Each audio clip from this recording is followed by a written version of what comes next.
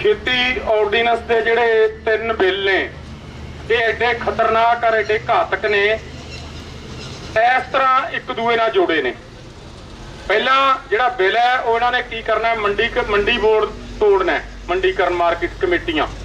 Knowledge ਵਾਸਤੇ ਥੋੜਾ ਦੱਸ ਵੀ ਦਈਏ, ਪਹਿਲਾਂ ਮੈਂ ਦੱਸਿਆ ਨਹੀਂ ਸੀ।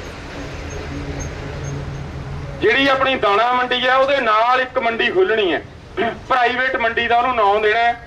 अपने ट्रैक्टर ट्रालियां खड़न नूं भी शैड होणगे, फसल वास्ते भी शैड होणगे, आले दुआले शीशियां वाले एयर कंडीशन कमरे भी होणगे अपने बैठण नूं। रेट भी 200 रुपया वध मिलूगा। जो एकण करके उधरों तो मैं तुहानूं बारों बारी दसदा स्टैप बाय स्टैप।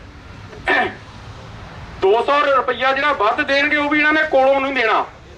164 रुपये 1 क्विंटल मगर मार्केट कमेटी की फीस बनती है, ਉਹ ਇਹਨਾਂ ਨੂੰ ਮਾਫ ਕਰਤੀ। ਉਹ ਕਿਤੇ ਮਾਰਕੀਟ ਕਮੇਟੀ ਦੀ ਇਹਨਾਂ ਨੇ ਫੀਸ ਨਹੀਂ ਦੇਣੀ। 164 ਤਾਂ ਉਹੀ ਹੋ ਗਏ ਜੀ, ਕੁਛ ਆਪਣੇ ਕੋਲੋਂ ਦੇਣਗੇ। 2 ਸਾਲ ਦੇ ਵਿੱਚ ਫਿਰ ਇਹ ਕਹਿਣਗੇ ਵੀ ਪ੍ਰਾਈਵੇਟ ਮੰਡੀ ਵੱਧ ਕਾਮਯਾਬ ਹੈ, ਆਹ ਮੰਡੀ ਖਤਮ ਕਰ ਦਿਓ। ਆਪਣੇ ਕਿਸਾਨ ਦੇ ਕੋਲ ਇੱਕ ਸਬੂਤ ਹੈ ਮਾਰਕੀਟ ਕਮੇਟੀ ਵੀ ਇਹ ਕਿਸਾਨ ਦੀ ਇੰਨੀ ਫਸਲ ਫਲਾਣੇ ਆੜਤੀਏ ਦੇ ਗਈ ਆ, ਹੋਰ ਤਾਂ ਕੋਈ ਸਬੂਤ ਹੀ ਨਹੀਂ ਹੁੰਦਾ। ਮਾਰਕੀਟ ਕਮੇਟੀ 'ਚ ਇੱਕ ਪਰਚੀ ਕੱਟੀ ਜਾਂਦੀ ਹੈ ਜੀ, ਉਹ ਸਬੂਤ ਹੈ। ਜੇ ਕੋਈ ਆੜਤੀਆ ਪੈਸੇ ਦੱਬਣ ਦੀ ਕੋਸ਼ਿਸ਼ ਕਰੇ, ਕੋਰਟ ਚੱਪਾ ਜਾਈਏ ਤਾਂ ਕੋਰਟ ਵਾਲੇ ਕਹਿੰਦੇ ਨੇ ਵੀ ਮਾਰਕੀਟ ਕਮੇਟੀ ਵਾਲੇ ਦੱਸਣ, ਫਿਰ ਉਹ ਜਾ ਕੇ ਦੱਸਦੇ ਨੇ, ਫਿਰ ਉਹਦੇ ਤੇ ਹਰਜਾਨਾ ਪੈ ਜਾਂਦਾ। ਨੰਬਰ 2 ਤੇ ਇਹ ਕਰਕੇ ਉਸ ਤੋਂ ਬਾਅਦ ਫਿਰ ਇਹਨਾਂ ਨੇ ਲਿਆਉਣੀ ਹੈ ਕੰਟਰੈਕਟ ਖੇਤੀ। ਕੰਟਰੈਕਟ ਖੇਤੀ 'ਚ ਇਹਨਾਂ ਨੇ ਕੀ ਕਰਨਾ ਹੈ, ਇਹਨਾਂ ਨੇ ਕਲਸਟਰ ਬਣਾਉਣੇ ਨੇ ਪੰਜਾਬ ਦੇ। ਉਸੇ ਬੰਦੇ ਤੋਂ ਦਵਾਈ ਲੈਣੀ ਹੈ, ਉਸੇ ਤੋਂ ਰੇਹ ਲੈਣਾ ਹੈ, ਉਹਦੀ ਉਹ ਮਰਜ਼ੀ ਚੱਲਣੀ ਹੈ ਵੀ ਤਾਂ ਥੈਲਾ 1 ਪਾਉਣਾ ਹੈ ਕਿ ਤਾਂ ਥੈਲੇ 2 ਪਾਉਣੇ ਨੇ। ਨਿਕਲੇ ਚਾਹੇ 7 ਕੁਇੰਟਲ ਦੀ, ਚਾਹੇ 8 ਦੀ, ਚਾਹੇ 20 ਦੀ। ਆਪਾਂ ਕਿਤੇ ਵੀ ਕੋਰਟ 'ਚ ਨਹੀਂ ਜਾ ਸਕਦੇ। ਜੇ ਉਹ ਆਪਣੇ ਪੈਸੇ ਨਹੀਂ ਦਿੰਦਾ ਆਪਾਂ ਕਿਤੇ ਕੋਰਟ 'ਚ ਨਹੀਂ ਜਾ ਸਕਦੇ। ਜ਼ਿਆਦਾਤਰ ਕਿਸਾਨੀ ਹੈ ਜਿਹੜੀ ਪੰਜਾਬ ਦੀ 5-7 ਵੱਧੋ ਵੱਧ 5-4 ਕਿੱਲੇ 10 ਕਿੱਲੇ ਵਾਲੇ ਹੈ।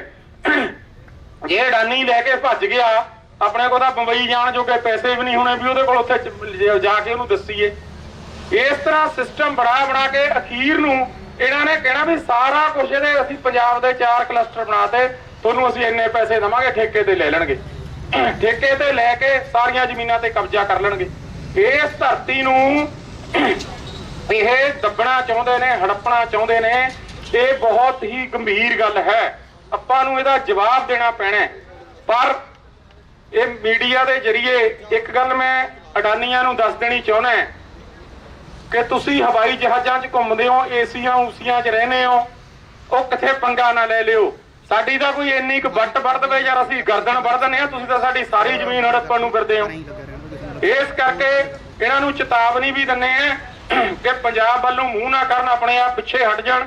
ਇਹ ਜ਼ਮੀਨਾਂ ਨੇ ਸਾਡੀਆਂ, ਬਾਬਾ ਬੰਦਾ ਸਿੰਘ ਬਹਾਦਰ ਨੇ ਸਾਨੂੰ ਦਿੱਤੀਆਂ ਨੇ। ਇਹ ਕੋਈ ਉਹੀ ਨਹੀਂ ਅਸੀਂ ਲੈ ਲਈਆਂ, ਇਹ ਅਸੀਂ ਜੰਗ ਲੜ ਕੇ ਜ਼ਮੀਨਾਂ ਲਈਆਂ ਨੇ, ਤਾਂ ਇਹਨਾਂ ਜ਼ਮੀਨਾਂ ਦੇ ਮਾਲਕ ਬਣੇ ਆ। ਔਰ ਇਹਨਾਂ ਜ਼ਮੀਨਾਂ ਦੇ ਵਿੱਚ ਸਾਡੇ ਬਜ਼ੁਰਗਾਂ ਦਾ ਪਸੀਨਾ ਐਡੀ ਛੇਤੀ ਨਹੀਂ ਇਹ ਜਾਣ ਦਿੰਦੇ। ਫਿਰ ਗੁਰੂ ਗੋਬਿੰਦ ਸਿੰਘ ਮਹਾਰਾਜ ਸਾਨੂੰ ਕਹਿ ਕੇ ਗਏ ਨੇ, ਚੂੰ ਕਰ ਅੱਜ ਹਮਾ ਹੀਲ ਤੇ ਦਰਗ ਜਸ, ਹਲਾਲ ਅਸਤ ਬੁਰਦ ਨੇ ਬਾ ਸ਼ਮਸ਼ੀਰ ਦਸਤ। ਇਸ ਕਰਕੇ ਅਡਾਨੀਓ ਬਾਨੀਓ ਤੁਸੀਂ ਆਪਣਾ ਆਰਾਮ ਨਾਲ ਜਿੱਥੇ ਮੌਜ ਕਰਦੇ ਹੋ ਕਰੀ ਜਾਓ, ਹੋਰ ਦੱਬ ਲਓ ਕੋਈ ਸੂਬਾ। ਇੱਧਰ ਨੂੰ ਤਾਂ ਅਸੀਂ ਮੁਗਲਾਂ ਨੂੰ ਨਹੀਂ ਟੱਪਣ ਦਿੰਦੇ, ਅੰਗਰੇਜ਼ ਭਜਾਏ, ਤੁਸੀਂ ਕਿਹੜੇ ਬਾਗ ਦੀ ਮੂਲੀ ਹੋ। ਸੋ ਇਸ ਕਰਕੇ ਮੇਰੀ ਵੀਰਾਂ ਨੂੰ ਬੇਨਤੀ ਹੈ ਕਿ ਦੇਖੋ ਵਧੀਆ ਗੱਲਾਂ ਨੇ ਨਿਕਲ ਕੇ ਆਉਂਦੀਆਂ ਨੇ, ਆਓ ਮੋਰਚੇ ਤੇ ਆਓ, ਮੋਰਚਾ ਆਪਾਂ ਜਿੱਤਾਂਗੇ, ਗੁਰੂ ਮਹਾਰਾਜ ਕਿਰਪਾ ਕਰਨਗੇ, ਸੰਗਤ ਉਰੇ ਆਊਗੀ। ਤਾਂ ਇਹ ਤਾਂ ਹੁਣੇ ਹਲੇ ਮੋਰਚੇ ਨੂੰ ਥੋੜੇ ਦਿਨ ਹੋਏ ਨੇ, ਹੁਣੇ ਲਾ ਕੇ ਸੁਨੇਹੇ ਭੇਜਦੇ ਨੇ, ਕਦੇ ਕਿਸਾਨ ਯੂਨੀਅਨ ਨੂੰ ਕਹਿੰਦੇ ਨੇ, ਕਦੇ ਕੁਛ ਕਹਿੰਦੇ ਨੇ, ਕਦੇ ਪੰਜਾਬ ਸਰਕਾਰ ਕਹਿੰਦੀ ਹੈ। ਰਾਤ ਦੇਖੋ ਕੀ ਬੋਲ ਰਹੇ ਸੀ, ਕਹਿੰਦੇ ਫੌਜ ਦਾ ਪੈਟਰੋਲ ਮੁੱਕਣ ਵਾਲਾ ਹੈ, ਫੌਜ ਦਾ ਰਾਸ਼ਨ ਮੁੱਕਣ ਵਾਲਾ ਹੈ। ਕਹਿੰਦੇ ਸਾਡੀਆਂ ਗੱਡੀਆਂ ਜੰਮੂ ਕਸ਼ਮੀਰ ਕੰਨੀ ਨੂੰ ਤਾਂ ਜਾਣ ਦੋ, ਉਧਰ 60,000 ਫੌਜ ਚੀਨ ਨੇ ਬਾਰਡਰ ਤੇ ਲਾਤੀ। ਚੀਨ ਦੀ ਕੋਈ ਗੱਲ ਹੋ ਜਵੇ, ਨਰਿੰਦਰ ਮੋਦੀ ਐਡਾ ਗੱਪੀ ਹੈ, ਐਡਾ ਝੂਠਾ ਇਨਸਾਨ ਹੈ, ਪਾਕਿਸਤਾਨ ਬਾਰੇ ਰੋਜ਼ ਬੋਲਦਾ, ਚੀਨ ਬਾਰੇ ਸੁਣਿਆ ਕਿਸੇ ਨੇ? ਜੇ ਸੁਣਿਆ ਤਾਂ ਦੱਸ ਦੋ। ਇੱਕ ਸ਼ਬਦ ਨਹੀਂ ਬੋਲਦਾ, ਨਾਸਾਂ ਪਾਂਦੂ ਅਗਲਾ ਪਤਾ। ਤੇ ਹੁਣ ਬਹੁਤੀ ਸਾਤੇ ਵੀ ਆਸ ਨਾ ਰੱਖੇ ਵੀ ਅਸੀਂ ਪੰਜਾਬੀ ਖੜਾਂਗੇ, ਅਸੀਂ ਮਰਨ ਨੂੰ ਮਰੇਗੇ ਯਾਰ। ਕਿਤੇ ਹੋਵੇ ਕੁਰਬਾਨੀ ਕਰਨੀ, ਸਭ ਤੋਂ ਪਹਿਲਾਂ ਪੰਜਾਬੀ ਨੂੰ ਲਾਉਂਦੇ ਨੇ ਉੱਥੇ, ਫੌਜ ਨੂੰ। ਸੋ ਮੇਰੀ ਬੇਨਤੀ ਹੈ ਕਿ ਤੁਸੀਂ ਆਓ, ਆ ਕੇ ਆਪਣੇ ਵਿਚਾਰ ਰੱਖੋ, ਆਪਾਂ ਆਪੋ ਆਪਣੇ ਵਿਚਾਰ ਸਾਂਝੇ ਕਰੀਏ। ਇਹ ਲੜਾਈ ਆਪਣੀ ਹੋਂਦ ਦੀ ਆ, ਹੁਣ ਆਪਣੀ ਹੋਂਦ ਦੀ, ਔਰ ਆਪਣੀ ਹੈ, ਕੱਲੇ ਕੱਲੇ ਦੀ ਥੋੜੀ ਹੈ, ਆਪਣੀ ਹੈ। ਹੁਣ ਆਪਾਂ ਜਦ ਦੂਜਿਆਂ ਪਿੱਛੇ ਖੜਦੇ ਆ ਜੇ ਤਾਂ ਸਿੱਖ ਹਿੰਦੂਆਂ ਲਈ ਖੜਦਾ ਲੜਦਾ ਫੇਰ ਬਹੁਤ ਵਧੀਆ, ਜੇ ਮੁਸਲਮਾਨਾਂ ਲਈ ਕਰਦਾ ਫੇਰ ਬਹੁਤ ਵਧੀਆ, ਜੇ ਆਪ ਦੇ ਹੱਕ ਮੰਗਦਾ ਫੇਰ ਅਸੀਂ ਅੱਤਵਾਦੀ ਹਾਂ। ਵਾਹ ਵੀ ਵਾਹ, ਹੁਣ ਨਹੀਂ ਇਹ ਚੱਲੂਗਾ। ਆਨੰਦਪੁਰ ਸਾਹਿਬ ਦਾ ਮਤਾ ਔਰ ਖਾਲਸਾ ਰਾਜ, ਖਾਲਸਾ ਰਾਜ ਦੀ ਜਿਹੜਾ ਮਹਾਰਾਜਾ ਰਣਜੀਤ ਸਿੰਘ ਦਾ ਆਪਾਂ ਰਾਜ ਕੀਤਾ ਹੋਇਆ ਸਿੱਖਾਂ ਨੇ, ਹਰੀ ਸਿੰਘ ਨਲੂਏ ਨੇ, ਕਾਬਲ ਕੰਧਾਰ ਬੈਠੇ ਨੇ ਬਜ਼ੁਰਗ, ਪੜ੍ਹ ਕੇ ਦੇਖੋ ਇਤਿਹਾਸ। ਅਮਰੀਕਾ ਤੋਂ ਰੂਸ ਤੋਂ ਜਿੱਤ ਨਹੀਂ ਹੋਇਆ, ਆਪਾਂ ਉੱਥੇ ਝੰਡੇ ਗੱਡੇ ਨੇ ਖਾਲਸਾ ਰਾਜ ਦੇ। ਔਰ ਅੱਜ ਵੀ ਪਠਾਨ ਯਾਦ ਕਰਦੇ ਨੇ ਜਵਾਕਾਂ ਨੂੰ ਸੁਣਾਉਣ ਵੇਲੇ ਵੀ ਹਰੀ ਸਿੰਘ ਨਲੂਆ ਆ ਜਾਊਗਾ, ਨਹੀਂ ਸੌਂ ਜਾ। ਸੁਣਦੇ ਰਹੇ ਆ ਨਾ, ਪੜ੍ਹਦੇ ਰਹੇ ਆ ਆਪਾਂ। ਉਹ ਹੈ ਨਰਿੰਦਰ ਮੋਦੀ ਦਾ, ਇਹਨੂੰ ਤਾਂ ਐਂ ਲੱਗਦਾ ਵੀ ਖਣੀ ਇਹ ਗੁਜਰਾਤ 'ਚ ਜੰਮੇ ਆ। ਇਹ ਠੱਗ ਨੇ ਸਾਰੇ ਗੁਜਰਾਤ ਵਾਲੇ, ਜਿੰਨੇ ਪੈਸੇ ਲੈ ਕੇ ਭੱਜੇ ਨੇ ਸਾਰੀ ਗੁਜਰਾਤੀ ਫੌਜ 'ਚ ਇੱਕ ਨਹੀਂ ਆ ਗੁਜਰਾਤੀ। ਲੁੱਟਣ ਦੇ ਮਾਹਰ ਨੇ ਜਾਂ ਝੂਠ ਬੋਲਣ ਦੇ ਮਾਹਰ ਨੇ। ਇੰਨਾ ਝੂਠ ਬੋਲਦਾ। ਨੋਟਬੰਦੀ ਕਰੀ, ਕੀ ਹੋਇਆ ਲੋਕਾਂ ਨਾਲ ਜਲੂਸ ਨਿਕਲਿਆ। ਫਿਰ ਆ ਇੱਕ ਹੋਰ ਲਿਆਇਆ GST, ਉਹ ਕਰੀ। ਹੁਣ 8500 ਕਰੋੜ ਦਾ ਜਹਾਜ਼ ਖਰੀਦ ਲਿਆ ਆ। ਹਲੇ ਕਹਿੰਦਾ ਮੈਂ ਫਕੀਰ ਆ, 10-12 ਲੱਖ ਦਾ ਝੱਗਾ ਪਾ ਲਿਆ ਸਮਾ ਕੇ ਜਦ ਅਮਰੀਕਾ ਦਾ ਰਾਸ਼ਟਰਪਤੀ ਆਇਆ। ਤੇ ਵੀ ਤੂੰ ਮੰਗਤਾ ਤਾਂ ਹੈਗਾ, ਤੂੰ ਤਾਂ ਪਾਟੇ ਕੱਪੜੇ ਪਾ ਕੇ ਉਹਦੇ ਸਾਹਮਣੇ ਜਾ ਵੀ ਅਸੀਂ ਤਾਂ ਗਰੀਬ ਆ, ਸਾਨੂੰ ਕੁਝ ਦੇ ਕੇ ਜਾ। ਤੁਸੀਂ ਦੇਖਿਆ ਹੋਣਾ, ਮੈਂ ਆਪਾਂ ਦੇਖਿਆ ਸਾਰਿਆਂ ਨੇ ਟੀਵੀ ਤੇ, ਓਬਾਮਾ 2 ਦਿਨ 2 ਰਾਤਾਂ ਉਰੇ ਰਿਹਾ ਸੀ, ਉਹਦੇ ਇੱਕੋ ਜਿਹੜੇ ਕੱਪੜਿਆਂ ਨਾਲ ਆਇਆ ਸੀ ਉਹਨਾਂ ਨਾਲੇ ਵਾਪਸ ਚਲਿਆ ਗਿਆ। ਇਹ ਰੋਜ਼ 12 ਲੱਖ ਦਾ ਝੱਗਾ ਇਹਨਾਂ ਵਾਂਡੀਆਂ ਡਾਨੀਆਂ ਤੋਂ ਲੈ ਕੇ ਉਹਨੂੰ ਦਿਖਾਉਂਦਾ ਸੀ। ਸੋ ਇਸ ਕਰਕੇ ਆਪਣੀ ਹੁਣ ਹੋਂਦ ਦੀ ਲੜਾਈ ਹੈ, ਆਪਣੀ ਜ਼ਮੀਨ ਜਾਇਦਾਦ ਦੀ ਲੜਾਈ ਹੈ, ਆਪਣੇ ਕਰਮਾਂ ਦੀ ਲੜਾਈ ਹੈ। ਆਪਣੇ ਜੇ ਆਪਾਂ ਜਵਾਬ ਨਾ ਦਿੱਤਾ, ਜਿਵੇਂ ਨੌਜਵਾਨ ਵੀਰ ਬੋਲ ਕੇ ਗਏ ਨੇ ਕਿ ਜਿਸ ਤਰ੍ਹਾਂ ਦਾ ਵੀ ਦੇਣਾ ਪਿਆ ਇਹਨਾਂ ਨੂੰ ਉਸੇ ਤਰ੍ਹਾਂ ਜਵਾਬ ਦੇਵਾਂਗੇ। ਆਪਣੀਆਂ ਆਉਣ ਵਾਲੀਆਂ ਨਸਲਾਂ ਆਪਾਂ ਨੂੰ ਮਿਹਣੇ ਮਾਰਨਗੀਆਂ ਵੀ ਜਦ ਤੁਹਾਡਾ ਇਹ ਸਾਰਾ ਕੁਝ ਖੋਇਆ ਜਾ ਰਿਹਾ ਸੀ ਤੁਸੀਂ ਉੱਠੇ ਕਿਉਂ ਨਹੀਂ। ਔਰ ਕਿਤੇ ਇਹ ਨਾ ਹੋਵੇ ਵੀ ਇਹ ਉਦਾਹਰਨਾਂ ਦੇਣੀਆਂ ਪੈਣ ਵੀ ਇਹ ਜ਼ਮੀਨਾਂ ਦੇ ਕਦੇ ਅਸੀਂ ਮਾਲਕ ਹੁੰਦੇ ਸੀ, ਆਹ 10 ਕਿੱਲੇ ਸਾਡੇ ਹੁੰਦੇ ਸੀ, ਆਹ ਫਲਾਣਾ ਸਿਉਂਦੇ ਹੁੰਦੇ ਸੀ, ਆਹ ਉਹ ਲੈ ਜਾਣਾ ਬਾਨੀ ਅਡਾਨੀ। ਇਸ ਕਰਕੇ ਆਪਾਂ ਵੀਰੋ ਉਹਨਾਂ ਨੂੰ ਜਾਣ ਨਹੀਂ ਦੇਣਾ, ਇਹਨਾਂ ਦੇ ਸਾਹਮਣੇ ਖੜਨਾ ਹਿੱਕਾਂ ਤਾਣ ਕੇ ਔਰ ਲੜਨਾ, ਔਰ ਆਪਣੇ ਹੱਕਾਂ ਵਾਸਤੇ ਲੜਨਾ। ਔਰ ਇਹ ਹੱਕ ਨੇ ਜਿਹੜੇ ਆਪਣੇ ਜੇ ਮੰਗਿਆ ਨਾ ਮਿਲੇ ਫਿਰ ਖੋਣੇ ਪੈਂਦੇ ਨੇ। ਔਰ ਖੋਵਾਂਗੇ ਇਹਨਾਂ ਦੀ ਗਰਦਨ ਤੇ ਗੋਡਾ ਰੱਖਾਂਗੇ ਪੂਰਾ ਦਿੱਲੀ ਦੀ। ਤੇ ਦਿੱਲੀ ਸਮਝਦੀ ਕੀ ਆ, ਦਿੱਲੀ ਨੂੰ ਅਸੀਂ ਕੀ ਸਮਝਦੇ ਆ। 20 ਵਾਰ 3 ਵਾਰ ਆਪਾਂ ਝੰਡਾ ਚੜਾ ਕੇ ਦਿੱਲੀ ਛੱਡ ਕੇ ਆਏ ਆ ਵੀ ਚੱਲ ਯਾਰ ਛੱਡ ਦਿੱਲੀ, ਉਹ ਫੇਰ ਜਿੱਤ ਲਾਂਗੇ। ਤੂੰ ਨਾ ਉਸ ਪਾਸੇ ਨੂੰ ਤੁਰ ਨਰਿੰਦਰ ਮੋਦੀ, ਤੂੰ ਨਾ ਸਾਨੂੰ, ਅਸੀਂ ਹਲ ਬਾਉਨੇ ਆ 4-10 ਬੰਦਿਆਂ ਨੂੰ ਹੋਰ ਰੋਟੀ ਖਿਲਾਉਨੇ ਆ, ਸਾਨੂੰ ਇਹ ਆਪਣਾ ਕਰੀ ਜਾਣ ਦੇ। ਤੂੰ ਨਾ ਸਾਡੇ ਨਾਲ ਪੰਗਾ ਲੈ, ਤੂੰ ਹੈ ਨਹੀਂ ਇੰਨੇ ਜੋਗਾ। ਮੈਂ ਤੈਨੂੰ ਇਸ ਸਟੇਜ ਤੋਂ ਕਹਿਣਾ ਕਿ ਤੂੰ ਹੈ ਨਹੀਂ ਇੰਨੇ ਜੋਗਾ। ਤੁਸੀਂ ਤਾਂ ਯਾਰ ਅੰਦਰੋਂ ਤੁਸੀਂ ਨਿਕਲਦੇ ਨਹੀਂ ਆ। ਦੇਖਿਆ ਹੋਣਾ ਉਹਦੇ ਟੂੰਡੋ ਕੈਨੇਡਾ ਦਾ ਪ੍ਰਧਾਨ ਮੰਤਰੀ ਇਕੱਲਾ ਹੀ ਤੁਰਿਆ ਫਿਰਦਾ, ਇਕੱਲਾ ਹੀ ਹੱਥ ਮਿਲਾਉਂਦਾ, ਬੱਚਿਆਂ ਨਾਲ ਫੋਟੋਆਂ ਖਿਚਾਉਂਦਾ। ਲੈ ਮੈਂ ਲਿਖ ਕੇ ਦਿੰਨਾ, ਜਿੰਨੇ ਆ ਲੀਡਰ ਤੁਰੇ ਫਿਰਦੇ ਨੇ ਕਿਸੇ ਇੱਕ ਪਿੰਡ 'ਚ ਬਿਨਾਂ ਪੁਲਿਸ ਤੋਂ ਆ ਕੇ ਦਿਖਾ ਦੇਣ ਯਾਰ, ਜੇ ਇਹ ਭਲੇ ਮਾਨਸ ਨੇ। ਗੁੰਡੇ ਇਕੱਠੇ ਹੋਏ ਨੇ, ਲੁੱਟ ਲਿਆ ਪੰਜਾਬ। ਫੇਰ ਵੀ ਅਸੀਂ ਨਹੀਂ ਕਿਹਾ, ਅਸੀਂ ਆਪਣਾ ਖਾਈ ਜੰਨੇ ਆ ਰੋਟੀ, ਜਿਹੋ ਜਿਹੀ ਰੁੱਖੀ ਸਿੱਖੀ ਮਿਲਦੀ ਹੈ। ਤੇ ਹੁਣ ਜੇ ਸਾਡੀਆਂ ਜ਼ਮੀਨਾਂ ਨੂੰ ਪਾਏਂਗੇ ਫਿਰ ਤਾਂ ਆਰ ਪਾਰ ਦੀ ਲੜਾਈ ਹੈ। ਔਰ ਹੁਣ ਲੜਾਂਗੇ ਵੀ ਜ਼ਰੂਰ, ਬੇਫਿਕਰ ਰਹੋ। ਚਾਹੇ ਨਰਿੰਦਰ ਮੋਦੀ ਆ ਜਾਵੇ, ਚਾਹੇ ਅੰਬਾਨੀ ਆ ਜਾਣ, ਚਾਹੇ ਅਡਾਨੀ ਆ ਜਾਣ, ਚਾਹੇ ਬਿਰਲੇ ਆ ਜਾਣ, ਚਾਹੇ ਟਾਟੇ ਆ ਜਾਣ, ਐਡੀ ਛੇਤੀ ਇਹ ਪੰਜਾਬ ਦੀਆਂ ਜ਼ਮੀਨਾਂ ਤੁਹਾਨੂੰ ਮਿਲਣੀਆਂ ਨਹੀਂ। ਸੋ ਮੈਂ ਬੇਨਤੀ ਕਰੂੰਗਾ ਕਿ ਉਹ ਅਗਲੇ ਬੁਲਾਰੇ ਆਉਣ। ਸਤਿ ਸ਼੍ਰੀ ਅਕਾਲ ਜੀ ਸਾਰਿਆਂ ਨੂੰ। ਮੈਂ ਸਾਡੇ ਦੇਸ਼ ਦਾ ਸਭ ਤੋਂ ਵੱਡਾ ਇੱਕ ਨਾਰਾ ਹੈ, ਜੈ ਜਵਾਨ ਜੈ ਕਿਸਾਨ। ਮੈਂ ਦੋਨਾਂ ਨਾਲ ਜੁੜਿਆ। ਮੈਂ ਇੱਕ ਫੌਜੀ ਦਾ ਮੁੰਡਾ ਤੇ ਇੱਕ ਕਿਸਾਨ ਦਾ ਵੀ ਮੁੰਡਾ ਨਾਲ ਹੁੰਦੇ, ਕਿਉਂਕਿ ਮੇਰੇ ਬਾਪੂ ਨੇ ਪਹਿਲਾਂ ਕਾਰਗਿਲ ਦੀ ਲੜਾਈ ਲੜੀ ਤੇ ਉਸ ਤੋਂ ਬਾਅਦ ਆਪਣੇ ਖੇਤਾਂ 'ਚ ਆ ਕੇ ਅਸੀਂ ਮਿੱਟੀ ਨਾਲ ਮਿੱਟੀ ਹੋਏ ਤੇ ਅੱਜ ਤੱਕ ਜਿੰਨੀ ਵੀ ਪੈਲੀ ਗੁਰੂ ਸਾਹਿਬ ਨੇ ਬਖਸ਼ੀ ਆ ਉਹਦੇ ਵਿੱਚ ਖੇਤੀ ਕਰਦੇ ਆ। ਹਾਲਾਂਕਿ ਮੈਂ ਖੁਦ ਫਿਲਮ ਇੰਡਸਟਰੀ ਦੇ ਨਾਲ ਸੰਬੰਧ ਰੱਖਦਾ, ਫਿਲਮ ਇੰਡਸਟਰੀ ਦੇ ਨਾਲ ਜੁੜਿਆ ਹੋਇਆ ਕੰਮ ਕਰਦਾ, ਮੀਡੀਆ ਫੀਲਡ ਦਾ ਇਨਸਾਨ ਆ। ਮੈਨੂੰ ਜਿਸ ਚੀਜ਼ ਨੇ ਇੱਥੇ ਖਿੱਚ ਕੇ ਲਿਆਂਦਾ, ਮੈਂ ਪਹਿਲੀ ਵਾਰ ਆਪਣੀ ਲਾਈਫ ਦੇ ਵਿੱਚ ਕੋਈ ਇਹੋ ਜਿਹੀ ਮੂਵਮੈਂਟ ਦੇਖੀ ਆ ਜਿਹਦੇ ਵਿੱਚ ਮੇਰੇ ਨੌਜਵਾਨ ਵੀਰ, ਮੇਰੇ ਵਰਗੇ ਵੀ ਤੇ ਸਾਡੇ ਬਜ਼ੁਰਗ ਬਾਪੂ ਤੇ ਦਾਦੇ ਵੀ ਇਕੱਠੇ ਬੈਠੇ ਨੇ। ਨਹੀਂ, ਮੈਂ ਹਮੇਸ਼ਾ ਹੀ ਦੇਖਿਆ ਕਿ ਸਾਡੇ ਬਜ਼ੁਰਗ ਨਿਕਲਦੇ ਸੀ, ਸਾਡੇ ਬਾਬੇ ਨਿਕਲਦੇ ਸੀ, ਸਾਡੇ ਬਾਪੂ ਨਿਕਲਦੇ ਸੀ। ਪਰ ਇਹ ਮੂਵਮੈਂਟ ਨੇ ਮੈਨੂੰ ਮਜਬੂਰ ਕੀਤਾ ਕਿ ਮੈਂ ਵੀ ਜਾਵਾਂ, ਮੈਂ ਵੀ ਹਿੱਸਾ ਬਣਾ। ਕਈ ਮੈਂ ਧਰਨਿਆਂ ਦਾ, ਮੋਰਚਿਆਂ ਦਾ ਹਿੱਸਾ ਬਣਿਆ ਤੇ ਅੱਜ ਮੈਂ ਸ਼ੰਭੂ ਵੀ ਪਹੁੰਚਿਆ। ਆਲਮੋਸਟ ਸਾਰੇ ਪੰਜਾਬ ਦੇ ਧਰਨਿਆਂ ਦਾ ਮੈਨੂੰ ਹਿੱਸਾ ਬਣਨ ਦਾ ਮੌਕਾ ਮਿਲਿਆ। ਮੈਂ ਉੱਥੇ ਬੋਲਿਆ ਵੀ, ਗੱਲ ਵੀ ਕੀਤੀ ਤੇ ਸਭ ਤੋਂ ਵੱਡੀ ਖੁਸ਼ੀ ਮੈਨੂੰ ਇਸੇ ਗੱਲ ਦੀ ਹੋਈ ਆ ਕਿ ਅੱਜ ਨੌਜਵਾਨ ਪੀੜ੍ਹੀ ਤੇ ਸਾਡੇ ਬਾਪੂ ਤੇ ਸਾਡੇ ਦਾਦੇ ਯਾਨੀ ਕਿ 3 ਪੀੜ੍ਹੀਆਂ 3 ਜਨਰੇਸ਼ਨਾਂ ਇਕੱਠੀਆਂ ਬੈਠੀਆਂ ਨੇ। ਇਹ ਸਭ ਤੋਂ ਵੱਡੀ ਗੱਲ ਇਹ ਆ, ਸਭ ਤੋਂ ਖੁਸ਼ੀ ਦੀ ਗੱਲ ਇਹ ਆ ਕਿ ਹਮੇਸ਼ਾ ਕਹਿ ਦਿੱਤਾ ਜਾਂਦਾ ਸੀ ਕਿ ਅੱਜ ਦੀ ਜਿਹੜੀ ਸਾਡੇ ਵਰਗੀ ਨੌਜਵਾਨ ਪੀੜ੍ਹੀ ਆ ਉਹਨਾਂ ਦੀ ਸੋਚ ਨਹੀਂ ਮਿਲਦੀ ਆਪਣੇ ਬਾਪੂਆਂ ਨਾਲ, ਆਪਣੇ ਦਾਦਿਆਂ ਨਾਲ। ਪਰ ਮੈਂ ਉਹਨਾਂ ਨੂੰ ਕਹਿਣਾ ਚਾਹੁੰਦਾ, ਆ ਕੇ ਸਾਨੂੰ ਸੜਕਾਂ ਤੇ ਦੇਖ ਲੈਣ, ਅਸੀਂ ਆਪਣੇ ਬਾਪੂ ਦੇ ਬਰਾਬਰ ਬੈਠੇ ਆ, ਅੱਜ ਅਸੀਂ ਆਪਣੇ ਦਾਦੇ ਦੇ ਬਰਾਬਰ ਬੈਠੇ ਆ। ਸਾਡੀ ਸੋਚ ਦੇ ਵਿੱਚ ਕੋਈ ਫਰਕ ਨਹੀਂ ਰਿਹਾ। ਜਿੱਥੇ ਸਾਨੂੰ ਲੱਗੂਗਾ ਕਿ ਗੱਲ ਸਾਡੀ ਅਣਖਦੀ ਹੈ ਤੇ ਉੱਥੇ ਅਸੀਂ ਆਪਣੇ ਬਾਪੂਆਂ ਨਾਲ, ਦਾਦਿਆਂ ਨਾਲ ਹਰ ਪੱਖ ਤੋਂ ਖੜੇ ਆ। ਤੇ 25 ਤਰੀਕ ਤੋਂ ਜਦੋਂ ਇਹ ਚੱਲ ਰਿਹਾ ਹੈ ਉਦੋਂ ਤੋਂ ਹੀ ਅਸੀਂ ਸੜਕਾਂ ਤੇ ਉਤਰੇ ਹੋਏ ਆ। ਤੇ ਮੈਨੂੰ ਲੱਗਦਾ ਕਿ ਸਰਕਾਰ, ਵੱਡੇ ਵੱਡੇ ਮੰਤਰੀ, ਲੀਡਰ ਇਹ ਸੋਚਣ ਨੂੰ ਹੁਣ ਮਜਬੂਰ ਹੋ ਗਏ ਨੇ ਕਿ ਅਸੀਂ ਪੁੱਠਾ ਪੰਗਾ ਲੈ ਲਿਆ ਏ, ਤੇ ਉਹ ਵੀ ਇੱਕ ਦੂਏ ਦੇ ਕੰਨਾਂ ਦੇ ਵਿੱਚ ਇਹ ਗੱਲਾਂ ਕਰਨ ਲੱਗੇ ਨੇ ਕਿ ਹੋ ਸਕਦਾ ਜੇ ਇਹ ਗੱਲ ਅਸੀਂ ਵਾਪਸ ਲੈ ਲਈਏ ਤਾਂ ਵਧੀਆ ਰਹਾਂਗੇ। ਤੇ ਇਹ ਸਾਡੀ ਸਭ ਤੋਂ ਵੱਡੀ ਜਿੱਤ ਹੈ ਕਿ ਅਸੀਂ ਉਹਨਾਂ ਨੂੰ ਦਿਖਾਤਾ, ਕਿਉਂਕਿ ਲੀਡਰ ਸਾਡੇ ਇਹ ਸਮਝਦੇ ਸੀ। ਮੈਂ ਕਈ ਕਾਲਜ ਸਕੂਲ ਦੇ ਵਿੱਚ ਰੈਲੀਆਂ ਦਾ ਹਿੱਸਾ ਬਣਦਾ ਸੀ, ਕਾਲਜਾਂ ਦੇ ਵਿੱਚ ਅਕਸਰ ਚਲੇ ਜਾਂਦੇ ਸੀ ਕਿ ਇਹ ਸ਼੍ਰੋਮਣੀ ਅਕਾਲੀ ਦਲ ਦੀ ਰੈਲੀ ਹੈ। ਜਦੋਂ ਆਇਆ ਹੁੰਦਾ ਸੀ ਚਲੋ ਕੋਈ ਨਹੀਂ, ਪੜ੍ਹਨਾ ਨਹੀਂ ਪਊਗਾ, ਨਾਲ ਚੱਲਦੇ ਹਾਂ। ਉਹਨਾਂ ਨੂੰ ਇਹ ਗਲਤਫਹਿਮੀ ਹੋ ਗਈ ਸੀ ਸਾਡੇ ਲੀਡਰਾਂ ਨੂੰ, ਭਾਵੇਂ ਅਕਾਲੀ ਦਲ ਦੇ ਨੇ, ਭਾਵੇਂ ਕਾਂਗਰਸ ਦੇ ਨੇ ਜਾਂ ਕਿਸੇ ਵੀ ਪਾਰਟੀ ਦੇ ਨੇ। ਉਹਨਾਂ ਨੂੰ ਲੱਗਿਆ ਵੀ ਮੰਡੀਰ ਲੱਗ ਤੁਰੀ ਫਿਰਦੀ ਆ, ਬਾਪੂ ਲੱਗ ਤੁਰੀ ਫਿਰਦਾ, ਤੇ ਦਾਦੇ ਤਾਂ ਹੁਣ ਨਿਕਲਣ ਜੋਗੇ ਰਹੇ ਹੀ ਨਹੀਂ, ਇਹ ਤਾਂ ਘਰਾਂ 'ਚ ਬੈਠੇ ਨੇ। ਇਹਨਾਂ ਨੂੰ ਪਾਲ ਕੇ ਰੱਖੋ, ਜਿਨ੍ਹਾਂ ਦੀ ਘਰਾਂ 'ਚ ਨਹੀਂ ਬਣਦੀ ਉਹਨਾਂ ਤੇ ਕਾਨੂੰਨ ਲਾਗੂ ਕਰਨੇ ਕਿੰਨੇ ਔਖੇ ਨੇ। ਪਰ ਸ਼ਾਇਦ ਹੁਣ ਉਹਨਾਂ ਨੂੰ ਇਹ ਜਵਾਬ ਮਿਲ ਗਿਆ ਵੀ ਬਾਪੂ ਤੇ ਪਿਓ ਤੇ ਦਾਦੇ ਦੀ ਇਹ ਇੱਕੋ ਹੀ ਨੇ, ਇੱਕੋ ਹੀ ਖੂਨ ਆ। ਜੇ ਧੱਕਾ ਕਰੋਗੇ ਤਾਂ ਇਹ ਬੈਠੇ ਨੇ ਜਵਾਬ ਦੇਣ ਨੂੰ, ਤੇ ਪਿਛਲੀ 25 ਤਰੀਕ ਤੋਂ ਅਸੀਂ ਜਵਾਬ ਦੇ ਵੀ ਰਹੇ ਹਾਂ। ਮੈਂ ਇੱਥੇ ਬੈਠੇ ਮੇਰੇ ਹਰ ਨੌਜਵਾਨ ਵੀਰ ਦਾ ਸਤਿਕਾਰ ਕਰਦਾ, ਸਲੂਟ ਕਰਦਾ ਕਿ ਵੀਰਿਓ ਸਵਾਦ ਆ ਗਿਆ। ਮੈਂ ਵੀ ਇੱਕ ਵਾਰ ਇਹ ਸੋਚਦਾ ਹੁੰਦਾ ਸੀ, ਹਾਲਾਂਕਿ ਮੈਂ ਵੀ 28-29 ਸਾਲ ਦਾ, ਕਿ ਮੈਂ ਕਿਹਾ ਯਾਰ ਸਾਡੀ ਪੰਜਾਬ ਦੀ ਜਵਾਨੀ ਵਾਕਈ ਬਾਪੂਆਂ ਦੇ ਲਈ ਖੜੀ ਨਹੀਂ ਹੁੰਦੀ। ਮੁੰਡੇ ਹੋਰ ਸੋਚਦੇ ਨੇ, ਬਾਪੂ ਹੋਰ ਸੋਚਦਾ। ਪਰ 25 ਤਰੀਕ ਤੋਂ ਮੇਰੀ ਸੋਚ ਬਦਲ ਗਈ। ਮੈਂ ਵੀਰਿਓ ਤੁਹਾਡੇ ਲਈ ਤਾੜੀਆਂ ਮਾਰੂੰਗਾ, ਤੁਸੀਂ ਵੀ ਮਾਰ ਦਿਓ ਕਿ ਤੁਸੀਂ ਵਾਕਈ ਇਹ ਸਾਬਤ ਕਰਤਾ ਕਿ ਬਾਈ ਜੀ ਅਸੀਂ ਬਾਪੂਆਂ ਦੇ ਨਾਲ ਖੜੇ ਹਾਂ, ਦਾਦਿਆਂ ਦੇ ਨਾਲ ਖੜੇ ਹਾਂ, ਆਪਣੀ ਵਿਰਾਸਤ ਦੇ ਨਾਲ ਖੜੇ ਹਾਂ।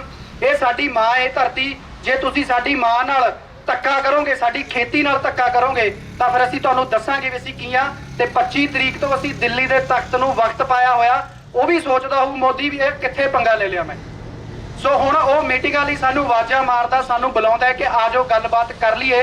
ਪਰ ਇਹ ਤੋਂ ਵੱਡੀ ਗੱਲ ਜਿਹੜੀ ਨਿਕਲ ਕੇ ਸਾਹਮਣੇ ਇਹੀ ਆਉਂਦੀ ਆ ਕਿ ਮੈਂ ਰਾਤ ਨੂੰ ਹੁਣ ਜਦੋਂ ਸੌਣਾ ਤਾਂ ਮੈਨੂੰ ਬੜੀ ਸਕੂਨ ਦੀ ਨੀਂਦ ਆਉਂਦੀ ਆ ਕਿ ਸਾਡੀ ਨਵੀਂ ਪੀੜ੍ਹੀ ਆ ਜਿਹੜੀ ਉਹ ਵੀ ਬਿਲਕੁਲ ਸੀਰੀਅਸ ਹੋ ਗਈ ਆ ਪੰਜਾਬ ਲਈ, ਪੰਜਾਬ ਦੇ ਹੱਕਾਂ ਲਈ। ਨਹੀਂ ਕਹਿ ਦਿੰਦੇ ਸੀ ਕਿ ਪੰਜਾਬ ਦੇ ਤਾਂ ਨੱਚਣ ਗਾਉਣ ਜੋਗੇ ਰਹਿ ਗਏ, ਪਰ ਨਹੀਂ, ਅਸੀਂ ਨੱਚਣ ਗਾਉਣ ਦੇ ਟਾਈਮ ਨੱਚਾਂਗੇ ਵੀ, ਤੇ ਜੇ ਸਾਡੇ ਨਾਲ ਕੋਈ ਪੰਗਾ ਲੂ ਅਸੀਂ ਫਿਰ ਉਹਨੂੰ ਨਚਾਵਾਂਗੇ ਵੀ, ਜਿਵੇਂ ਅਸੀਂ ਸੈਂਟਰ ਸਰਕਾਰ ਤੇ ਮੋਦੀ ਨਚਾਇਆ ਹੋਇਆ ਹੈ। ਸੋ ਇਹ ਵੀ ਕਹੂੰਗਾ ਵੀਰਿਓ ਕਿ ਲੱਗੇ ਰਹੋ, ਜੁੜੇ ਰਹੋ, ਅੜੇ ਰਹੋ, ਖੜੇ ਰਹੋ। ਜਿੰਨਾ ਚਿਰ ਅਸੀਂ ਖੜੇ ਆ, ਅਸੀਂ ਵੱਡੇ ਵੱਡਿਆਂ ਦੇ ਗੋਡੇ ਲਵਾਏ ਨੇ ਤੇ ਹੁਣ ਵੀ ਗੋਡੇ ਲਵਾ ਕੇ ਹਟਾਂਗੇ। ਸੋ ਇਹੀ ਗੱਲ ਕਹਿਣਾ ਚਾਹੂੰਗਾ। ਵਾਹਿਗੁਰੂ ਜੀ ਕਾ ਖਾਲਸਾ, ਵਾਹਿਗੁਰੂ ਜੀ ਕੀ ਫਤਿਹ। ਗੁਰੂ ਸਾਹਿਬ ਵੱਲੋਂ ਬਖਸ਼ੀ ਗਈ ਫਤਿਹ ਦਾ ਜਵਾਬ ਫਤਿਹ ਵਿੱਚ ਦੇਣਾ। ਵਾਹਿਗੁਰੂ ਜੀ ਕਾ ਖਾਲਸਾ, ਵਾਹਿਗੁਰੂ ਜੀ ਕੀ ਫਤਿਹ। ਇਸ ਮੋਰਚੇ ਦੇ ਵਿੱਚ ਪਹੁੰਚੇ ਹੋਏ ਬਜ਼ੁਰਗ, ਨੌਜਵਾਨ, ਛੋਟੇ ਬੱਚੇ ਤੇ ਮੇਰੀਆਂ ਭੈਣਾਂ, ਸਭ ਤੋਂ ਪਹਿਲਾਂ ਤਾਂ ਅਸੀਂ ਵਧਾਈ ਦੇ ਪਾਤਰ ਹਾਂ ਕਿ ਅਸੀਂ ਆਪਣੀ ਜ਼ਮੀਨ ਦਾ, ਸਾਡੀ ਧਰਤੀ ਮਾਂ ਦਾ ਦਰਦ ਦੇਖਦੇ ਹੋਏ ਅਸੀਂ ਇਕਜੁੱਟ ਹੋ ਕੇ ਉੱਠ ਕੇ ਅੱਜ ਆਵਾਜ਼ ਚੱਕੀ ਹੈ। ਤੇ ਆਵਾਜ਼ ਕਿਹਦੇ ਖਿਲਾਫ ਚੱਕੀ ਹੈ? ਉਹਨਾਂ ਹਾਕਮਾਂ ਦੇ ਖਿਲਾਫ ਜਿਹੜੇ ਹੁਣ ਤੱਕ ਸਾਡੇ ਹੱਕਾਂ ਤੇ ਡਾਕੇ ਮਾਰਦੇ ਆਏ ਆ।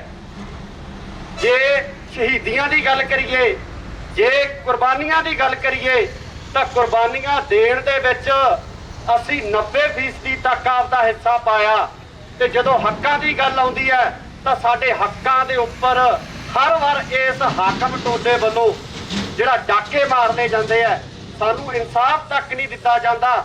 ਚਾਹੇ ਉਹ 84 ਹੋਵੇ, ਚਾਹੇ 84 ਤੋਂ ਬਾਅਦ ਦਾ ਦੌਰ ਹੋਵੇ, ਉਸ ਦੌਰ ਦੇ ਵਿੱਚ ਸਾਡੀ ਨੌਜਵਾਨ ਪੀੜ੍ਹੀ ਨੂੰ ਕੋਹ ਕੇ ਮਾਰਿਆ ਗਿਆ। ਸਾਡੇ ਨੌਜਵਾਨਾਂ ਦੇ ਉੱਪਰ ਭਰ ਜਵਾਨੀ ਦੇ ਵਿੱਚ ਤਸ਼ੱਦਦ ਕੀਤੇ ਗਏ। ਸਾਡੀਆਂ ਔਰਤਾਂ ਦੇ ਉੱਪਰ, ਭੈਣਾਂ ਦੇ ਉੱਪਰ ਬੇਆਬ ਨੂੰ ਕੀਤਾ ਗਿਆ। ਉਹਨਾਂ ਨੂੰ, ਸਾਨੂੰ ਲੁੱਟ-ਪੁੱਟ ਕੇ ਰੱਖ ਦਿੱਤਾ ਗਿਆ ਇਸੇ ਹਾਕਮ ਟੋਲੇ ਨੇ, ਸਿਰਫ ਤੇ ਸਿਰਫ ਇਸ ਕਰਕੇ ਕਿ ਇਹ ਕੌਮ ਆਪਦੇ ਹੱਕ ਲੈਣ ਜਾਣਦੀ ਹੈ, ਇਹ ਕੌਮ ਆਪਦੇ ਹੱਕਾਂ ਨੂੰ ਖੋਣਾ ਜਾਣਦੀ ਹੈ। ਉਸ ਕਰਕੇ ਸਾਨੂੰ ਅੱਜ ਤੱਕ ਦਬਾ ਕੇ ਰੱਖਿਆ ਗਿਆ। ਜੇ ਚਿੱਟੇ ਦੀ ਗੱਲ ਆਉਂਦੀ ਹੈ, ਜੇ ਨਸ਼ਿਆਂ ਦੀ ਗੱਲ ਆਉਂਦੀ ਹੈ, ਤਾਂ ਸਾਡੇ ਪੰਜਾਬ ਦੀ ਜਵਾਨੀ ਨੂੰ ਵੀ ਇਸੇ ਕਰਕੇ ਨਸ਼ਿਆਂ ਦੇ ਵਿੱਚ ਡੋਬਿਆ ਗਿਆ ਕਿ ਜੇਕਰ ਇਹ ਜਵਾਨੀ ਆਪਦੇ ਪਿਛੋਕੜ ਨੂੰ ਜਾਣ ਕੇ, ਆਪਦੇ ਪਿਛਲੇ ਇਤਿਹਾਸ ਨੂੰ ਜਾਣ ਕੇ ਫੇਰ ਖੜੀ ਹੋ ਗਈ ਤਾਂ ਫੇਰ ਦਿੱਲੀ ਦੇ ਹਾਕਮ ਦੇ ਗਲ ਦੇ ਵਿੱਚ ਅੰਗੂਠਾ ਦੇਊਗੀ। ਇਸ ਕਰਕੇ ਚਿੱਟੇ ਦਾ ਨਸ਼ਾ ਜਾਂ ਹੋਰ ਅਲਾਮਤਾਂ ਸਾਡੇ ਇਸ ਖੁਸ਼ਹਾਲ ਸੂਬੇ ਦੇ ਵਿੱਚ ਸਿੱਟ ਕੇ ਸਾਨੂੰ ਰੋੜਿਆ ਗਿਆ। ਜੇ ਇਸ ਧਰਤੀ ਦੀ ਗੱਲ ਕੀਤੀ ਜਾਵੇ ਤਾਂ ਇਸ ਧਰਤੀ ਨੂੰ ਵੀ ਬਰਬਾਦ ਕਰਨ ਦੇ ਵਿੱਚ ਉਸ ਦਿੱਲੀ ਦੇ ਹਾਕਮ ਵੱਲੋਂ ਕਿਸੇ ਕਿਸਮ ਦੀ ਕੋਈ ਕਸਰ ਨਹੀਂ ਛੱਡੀ ਗਈ। ਸਾਡੇ ਇਸੇ ਧਰਤੀ ਦੇ ਵਿੱਚ ਹਰੀ ਕ੍ਰਾਂਤੀ ਦੇ ਨਾਂ ਦੇ ਉੱਤੇ ਜ਼ਹਿਰ ਘੋਲੇ ਗਏ। ਸਾਡੇ ਭੋਲੇ ਭਾਲੇ ਕਿਸਾਨਾਂ ਨੂੰ ਇਸ ਗੱਲ ਪਿੱਛੇ ਗੁੰਮਰਾਹ ਕੀਤਾ ਗਿਆ ਕਿ ਤੁਸੀਂ ਪੰਜਾਬ ਦੇ ਅੰਨਦਾਤੇ ਹੋ, ਤੁਸੀਂ ਭਾਰਤ ਨੂੰ ਪਾਲਣ ਵਾਲੇ ਹੋ। ਜਦੋਂ ਬਾਹਰਲੇ ਦੇਸ਼ਾਂ ਦੇ ਵਿੱਚੋਂ ਕਣਕ ਮੰਗਾਈ ਜਾਂਦੀ ਸੀ, ਭਾਰਤ ਦੇ ਵਿੱਚ ਸੋਕਾ ਪੈਂਦਾ ਸੀ, ਤਾਂ ਉਸ ਸਮੇਂ ਪੰਜਾਬ ਦੇ ਕਿਸਾਨ ਨੂੰ, ਹਰਿਆਣੇ ਦੇ ਕਿਸਾਨ ਨੂੰ, ਜਿਹੜਾ ਕਿ ਸਾਡਾ ਹੀ ਹਿੱਸਾ ਹੈ, ਉਹਨਾਂ ਨੂੰ ਇਹ ਕਹਿ ਕੇ ਵਰਗਲਾਇਆ ਗਿਆ ਕਿ ਹਰੀ ਕ੍ਰਾਂਤੀ ਦੇ ਨਾਂ ਤੇ ਆਹ ਸਪਰੇਹਾਂ ਛਿੜਕੋ, ਆਹ ਰੇਹਾਂ ਦੀ ਵਰਤੋਂ ਕਰੋ, ਜਿਹਦੇ ਕਾਰਨ ਪੰਜਾਬ ਦਾ ਹਵਾ ਪਾਣੀ ਇੰਨਾ ਕੁ ਦੂਸ਼ਿਤ ਹੋ ਗਿਆ ਕਿ ਅੱਜ ਪੂਰਾ ਪੰਜਾਬ ਕੈਂਸਰ ਦੀ ਮਾਰ ਹੇਠ ਆ ਗਿਆ। ਅੱਜ ਪੂਰਾ ਪੰਜਾਬ ਦਮੇ ਦੇ ਰੋਗਾਂ ਦੇ ਨਾਲ ਵੱਖ-ਵੱਖ ਬਿਮਾਰੀਆਂ ਦੀ ਚਪੇਟ ਦੇ ਵਿੱਚ ਆ ਗਿਆ। ਸਾਡੀ ਅੱਜ ਜਿਹੜੀ ਜਵਾਨੀ ਹੈ ਉਹ ਨਸ਼ਿਆਂ ਦੇ ਵਿੱਚ ਜਿਹੜੀ ਪਲਟ ਹੋਈ ਹੈ, ਇਸ ਗੱਲ ਤੋਂ ਅਸੀਂ ਮੁੱਕਰ ਨਹੀਂ ਸਕਦੇ। ਚਾਹੇ ਜਵਾਨੀ ਅੱਜ ਨਾਲ ਖੜੀ ਹੈ, ਡਟ ਕੇ ਖੜੀ ਹੈ, ਇਸ ਦਰਦ ਕਰਕੇ ਖੜੀ ਹੈ ਕਿ ਇਸ ਧਰਤੀ ਨੂੰ ਬਚਾਉਣਾ ਹੈ, ਇਸ ਮਾਂ ਨੂੰ ਬਚਾਉਣਾ ਹੈ।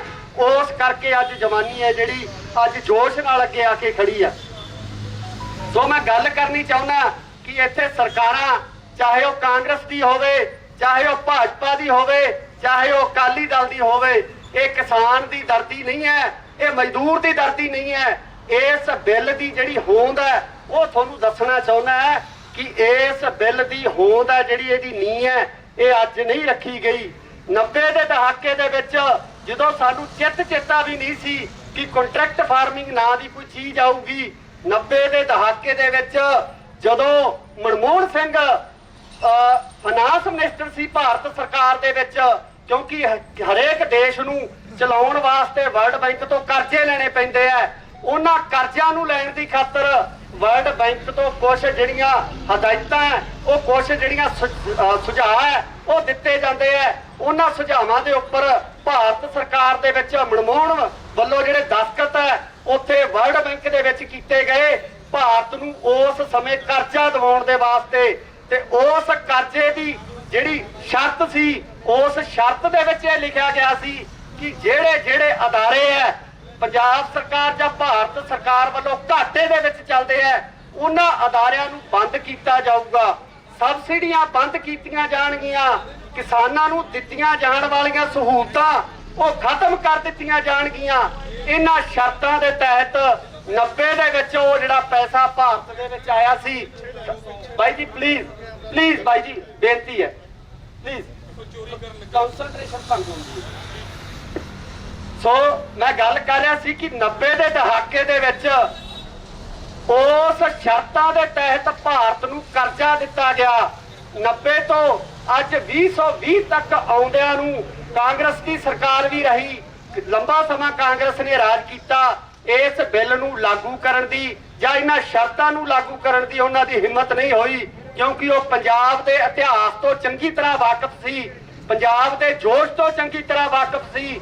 ਪਰ ਇਸ ਭਾਜਪਾ ਦੀ ਸਰਕਾਰ ਵੱਲੋਂ ਲਗਾਤਾਰ ਭਾਰਤ ਦੇ ਵਿੱਚ ਇਸ ਤਰ੍ਹਾਂ ਦੇ ਜਿਹੜੇ ਫੈਸਲੇ ਲਏ ਗਏ ਆ, ਚਾਹੇ ਉਹ ਜੰਮੂ ਕਸ਼ਮੀਰ ਦਾ 370 ਧਾਰਾ ਖਤਮ ਕਰਨ ਦਾ ਫੈਸਲਾ ਹੋਵੇ, ਚਾਹੇ ਉਹ NRC ਦਾ ਫੈਸਲਾ ਹੋਵੇ, ਚਾਹੇ ਉਹ ਕਿਸਾਨ ਮਾਰੂ ਨੀਤੀ ਦਾ ਫੈਸਲਾ ਹੋਵੇ, ਇਹਨਾਂ ਨੇ ਕਾਰਪੋਰੇਟ ਘਰਾਣਿਆਂ ਨਾਲ ਸਾਂਝ ਕਰਕੇ ਇਹਨਾਂ ਫੈਸਲਿਆਂ ਨੂੰ ਲਾਗੂ ਕੀਤਾ। ਤੇ ਕਿਉਂਕਿ ਇਹ ਸਿੱਧਾ ਜਿਹੜਾ ਇਸ ਦਾ ਮਤਲਬ ਇਹ ਹੁੰਦਾ ਹੈ ਕਿ ਇਹ ਭਾਰਤ ਦੇ ਵਿੱਚ ਹਿੰਦੂ ਰਾਜ ਨੂੰ ਲਾਗੂ ਕਰਨਾ ਚਾਹੁੰਦੇ ਆ। ਜਿਹੜੀਆਂ ਹੋਰ ਘੱਟ ਗਿਣਤੀਆਂ ਉਹਨਾਂ ਦਾ ਖਾਤਮਾ ਕਰਕੇ ਪ੍ਰੋਪਰ ਤੌਰ ਤੇ, ਪੂਰਨ ਤੌਰ ਤੇ ਇੱਥੇ ਹਿੰਦੂ ਰਾਸ਼ਟਰ ਦੀ ਜਿਹੜੀ ਹੋਂਦ ਹੈ ਉਹ ਪੈਦਾ ਕਰਨ ਵਾਸਤੇ ਛੇਤੀ ਤੋਂ ਛੇਤੀ ਆਪਣੇ ਏਜੰਡਿਆਂ ਨੂੰ ਪੂਰਾ ਕਰਨਾ ਚਾਹੁੰਦੀ ਹੈ। ਇਸੇ ਤਹਿਤ ਹੀ ਅਡਾਨੀਆਂ ਤੇ ਅੰਬਾਨੀਆਂ ਨਾਲ ਸਮਝੌਤਾ ਕਰਕੇ, ਕਿਉਂਕਿ ਤੁਸੀਂ ਪਿੱਛੇ ਜੇ ਸੁਣਿਆ ਹੋਣਾ ਕਿ ਜਿਹੜੀ ਭਾਰਤ ਦੀ ਗਰੋਥ ਰੇਟ ਹੈ, ਜਿਹਨੂੰ GDP ਕਿਹਾ ਜਾਂਦਾ ਹੈ, ਉਹ ਸਿਰਫ ਤੇ ਸਿਰਫ ਕਿਸਾਨੀ ਦੇ ਵਿੱਚ ਪਲੱਸ ਆਈ ਹੈ। ਬਾਕੀ ਜਿੰਨੇ ਵੀ ਅਦਾਰੇ ਸੀ, ਜਿੰਨੇ ਵੀ ਕਾਰਖਾਨੇ ਸੀ ਸਾਰਿਆਂ ਦੇ ਵਿੱਚ ਜਿਹੜਾ ਘਾਟੇ ਵਾਸਤੇ ਜਿਹੜੀ GDP ਆ ਉਹ ਹੇਠਲੇ ਪੱਧਰ ਤੇ ਰਹੀ ਹੈ। ਸੋ ਇਹਨਾਂ ਅਡਾਨੀਆਂ ਅੰਬਾਨੀਆਂ ਨੇ ਦੇਖਿਆ ਕਿ ਇਹ ਜਿਹੜੀ ਕਿਸਾਨੀ ਹੈ ਇਹ ਤਾਂ ਪ੍ਰੋਫਿਟ ਵਾਲਾ ਸੌਦਾ ਹੈ। ਇਸ ਕਰਕੇ ਹੀ ਉਹਨਾਂ ਵੱਲੋਂ ਸਿੱਧੇ ਤੌਰ ਤੇ ਭਾਰਤ ਦੀਆਂ ਸਰਕਾਰਾਂ ਨਾਲ ਸਹਿਮਤੀ ਕਰਕੇ, ਕਿਉਂਕਿ ਗੰਢ ਧੁੱਪ ਤਾਂ ਇਹ 14 ਤੋਂ ਚੱਲੀ ਆਉਂਦੀ ਹੈ, ਜਦੋਂ ਅੰਬਾਨੀ ਦੇ ਜਹਾਜ਼ ਸਿੱਧੇ ਤੌਰ ਤੇ ਭਾਰਤ ਦੇ ਪ੍ਰਧਾਨ ਮੰਤਰੀ ਨਰਿੰਦਰ ਮੋਦੀ ਵੱਲੋਂ ਵਰਤੇ ਗਏ ਹੈ, ਉਦੋਂ ਤੋਂ ਇਹ ਗੰਢ ਧੁੱਪ ਚੱਲੀ ਆਉਂਦੀ ਹੈ ਤੇ ਉਸ ਦੇ ਤਹਿਤ ਹੀ ਇਹ ਸਾਰਾ ਕੁਝ ਵਾਪਰ ਰਿਹਾ ਹੈ। ਤੇ ਸਿੱਧੇ ਤੌਰ ਤੇ ਸਾਡੀਆਂ ਜ਼ਮੀਨਾਂ, ਸਾਡੀ ਜਿਹੜੀ ਮਾਂ ਹੈ, ਉਹ ਇਹਨਾਂ ਲੋਕਾਂ ਨੂੰ ਗਿਰਵੀ ਦੇਣ ਵਾਸਤੇ, ਇਹਨਾਂ ਨੂੰ ਦੇਣ ਵਾਸਤੇ ਜਿਹੜੇ ਇਹ ਕਾਨੂੰਨ ਪਾਸ ਕੀਤੇ ਗਏ ਹੈ। ਜਿਵੇਂ ਕਿ ਤੁਹਾਨੂੰ ਇਹਨਾਂ ਕਾਨੂੰਨਾਂ ਬਾਰੇ ਤਾਂ ਸਾਰੀ ਜਾਣਕਾਰੀ ਵੱਖ-ਵੱਖ ਬੁਲਾਰੇ ਇੱਥੇ ਦੇ ਕੇ ਹੀ ਗਏ ਹੈ। ਉਹਨਾਂ ਵੱਲੋਂ ਸਾਫ਼ ਤੌਰ ਤੇ ਦੱਸਿਆ ਗਿਆ ਕਿ ਕਿਸ ਤਰ੍ਹਾਂ ਇੱਥੇ ਵੱਡੇ-ਵੱਡੇ ਕਲਸਟਰ ਬਣਨੇ ਆ। ਇੱਥੇ ਜਿਹੜੀ ਆਮ ਕਿਸਾਨ ਹੈ, ਅਗਰ ਉਹਦਾ ਜ਼ਿਮੀਂਦਾਰ ਦਾ ਰੌਲਾ ਇਸ ਕੰਪਨੀ ਨਾਲ ਪੈਂਦਾ ਤਾਂ ਕਿਸੇ ਕਿਸਮ ਦਾ ਕੋਈ ਕੋਰਟ ਦੇ ਵਿੱਚ ਕੇਸ ਨਹੀਂ ਕੀਤਾ ਜਾ ਸਕਦਾ।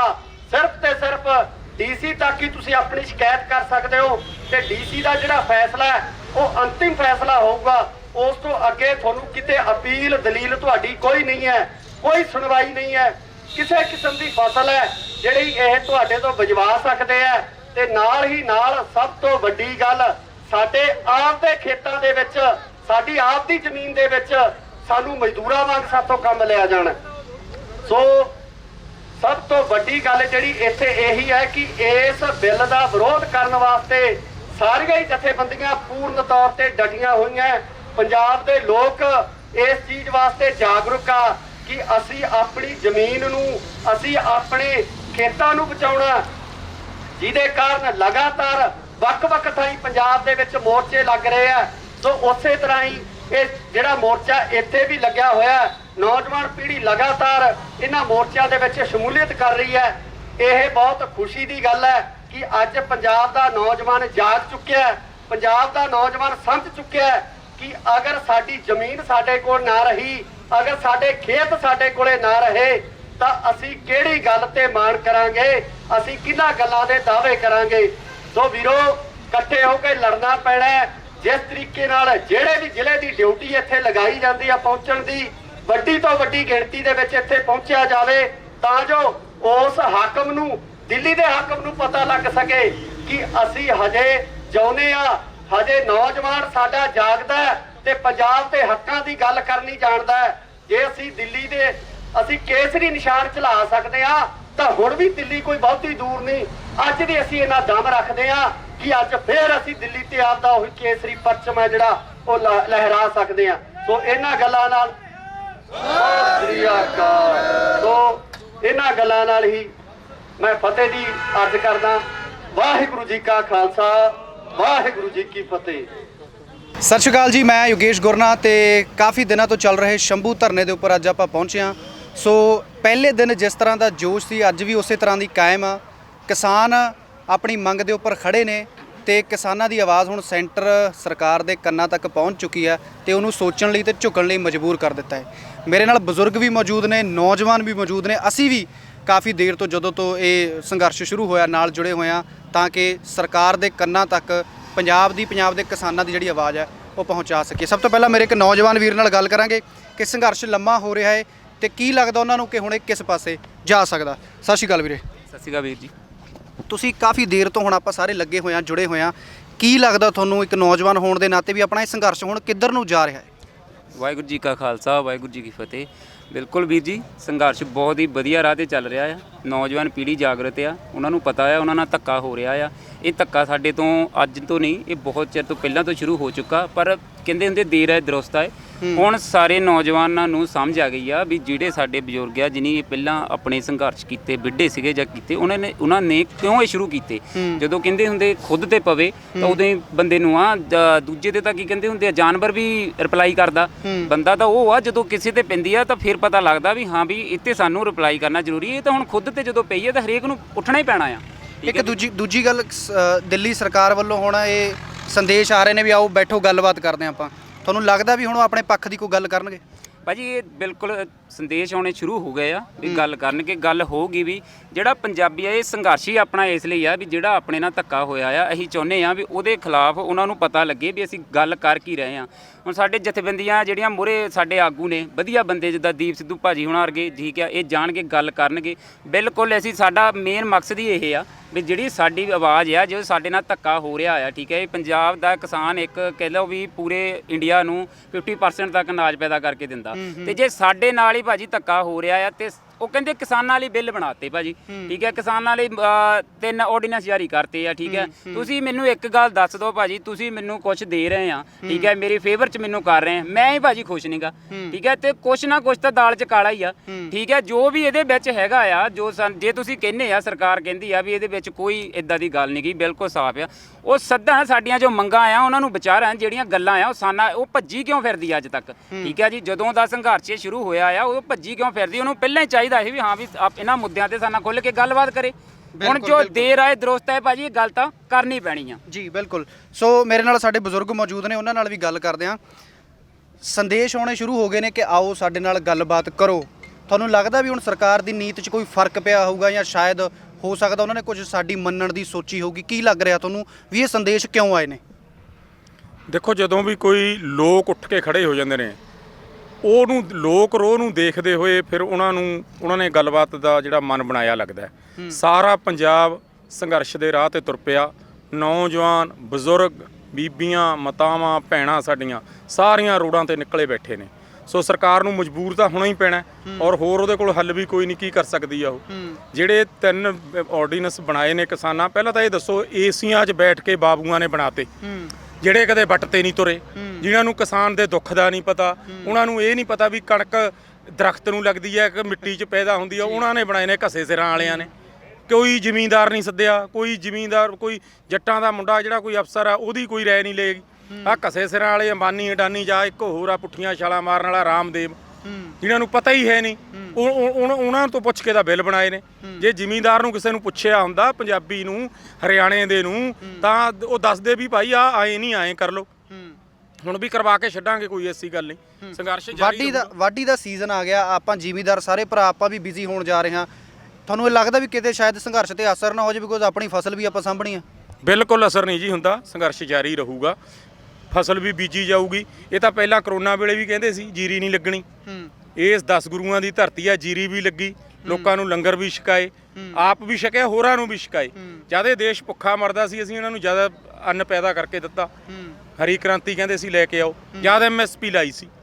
ਹੁਣ ਤੋੜਦੇ ਨੇ। ਹੁਣ ਹੈ ਇਹਨਾਂ ਕੋਲ ਹੁਣ ਵੀ ਨਹੀਂ ਕੁਛ ਹੈਗਾ, ਮਲੰਗਦੇ ਮਲੰਗੇ ਨੇ। 2-3 ਸਾਲ ਏਕਤਾ ਕਰਕੇ ਕਿਸਾਨ ਯੂਨੀਅਨਾਂ ਨੇ, ਪੰਜਾਬ ਦੇ ਲੋਕਾਂ ਨੇ ਨਾ ਕੁਛ ਬੀਜਿਆ, ਚੀਕਾਂ ਨਿਕਲ ਜਾਣਗੀਆਂ। ਬਿਲਕੁਲ ਵੱਡੀ ਗੱਲ ਆ।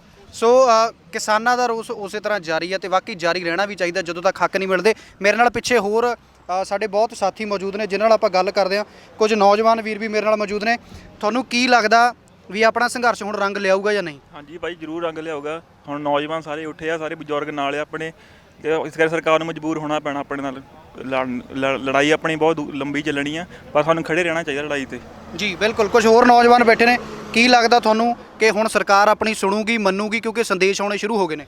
ਹਾਂਜੀ, ਸਰਕਾਰ ਤਾਂ ਆਪਣੀ ਸੁਣੂਗੀ, ਪਰ ਮੈਂ ਸਾਰੇ ਵੀਰਾਂ ਨੂੰ ਇੱਕ ਬੇਨਤੀ ਕਰਨੀ ਚਾਹੁੰਦਾ ਵੀ 1984 ਤੋਂ ਲੈ ਕੇ ਹੁਣ ਤੱਕ ਆਪਾਂ ਸਿੱਖ ਕੌਮ ਸਾਰੀ ਕੰਧਾਂ 'ਚ ਵੱਜ ਰਹੀ ਆ, ਕੋਈ ਆਪਾਂ ਨੂੰ ਚੰਗਾ ਲੀਡਰ ਨਹੀਂ ਮਿਲਿਆ। ਹੁਣ ਦੀਪ ਵੀਰ ਚੰਗਾ ਲੀਡਰ ਮਿਲਿਆ, ਇਹਦੀ ਸਪੋਰਟ ਕਰੋ ਪੂਰੀ ਆ ਕੇ। ਤੁਹਾਡਾ ਵੀ ਧੰਨਵਾਦ, ਤੁਸੀਂ ਇੱਥੇ ਆਏ। ਜੀ ਬਿਲਕੁਲ, ਸ਼ੁਕਰੀਆ। ਸੋ ਆਪਾਂ ਹੋਰ ਕਿਸਾਨਾਂ ਬਜ਼ੁਰਗਾਂ ਨਾਲ ਗੱਲ ਕਰਦੇ ਹਾਂ। ਬਜ਼ੁਰਗੋ, ਕੀ ਲੱਗਦਾ ਤੁਹਾਨੂੰ ਦਿੱਲੀ ਤੋਂ ਜਿਹੜੇ ਸੰਦੇਸ਼ ਆਏ ਨੇ, ਉਹਨਾਂ 'ਚ ਤੁਹਾਨੂੰ ਕੋਈ ਉਹਨਾਂ ਦੀ ਚੰਗੀ ਗੱਲ ਨਜ਼ਰ ਆ ਰਹੀ ਆ?